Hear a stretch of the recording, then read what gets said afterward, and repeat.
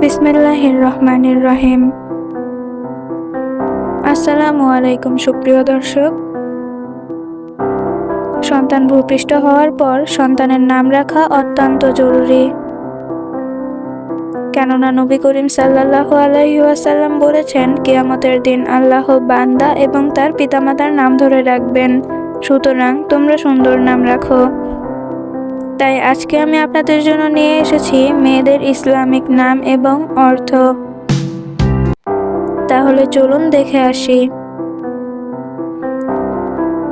নাম নাফিসা জান্নাত, অর্থ মূল্যবান সম্পদ।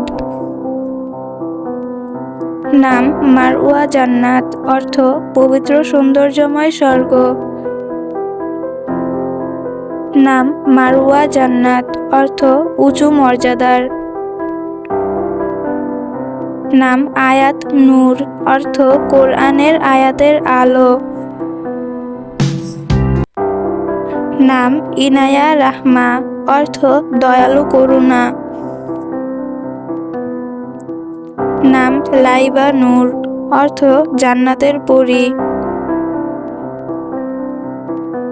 নাম ফারিহা নূর, অর্থ আনন্দের আলো। নাম তাসনিম ফিরদাউস, অর্থ জান্নাতের শ্রেষ্ঠ স্তরের ঝর্ণাধারা। নাম সাফা জান্নাত, অর্থ পবিত্র স্বর্গ। নাম আফরিন সানজিদা, অর্থ প্রশংসনীয় ও শান্ত। নাম জান্নাতুল ফেরদৌস, অর্থ জান্নাতের শ্রেষ্ঠ স্তর। নাম জান্নাত মাওয়া, অর্থ প্রভুর স্বর্গ। নাম রুশনা জান্নাত, অর্থ আলোকিত স্বর্গ।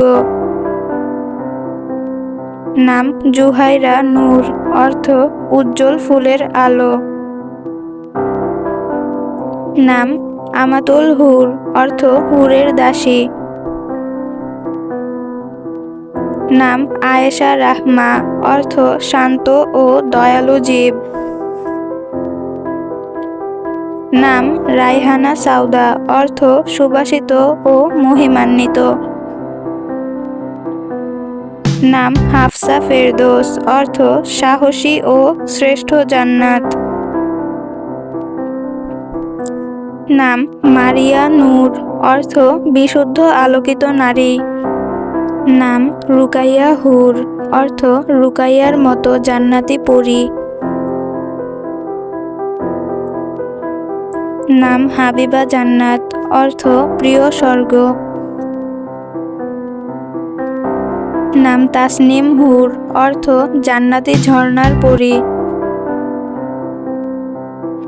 নাম তাসনিম হুর, অর্থ জান্নাতি ঝর্ণার পরী।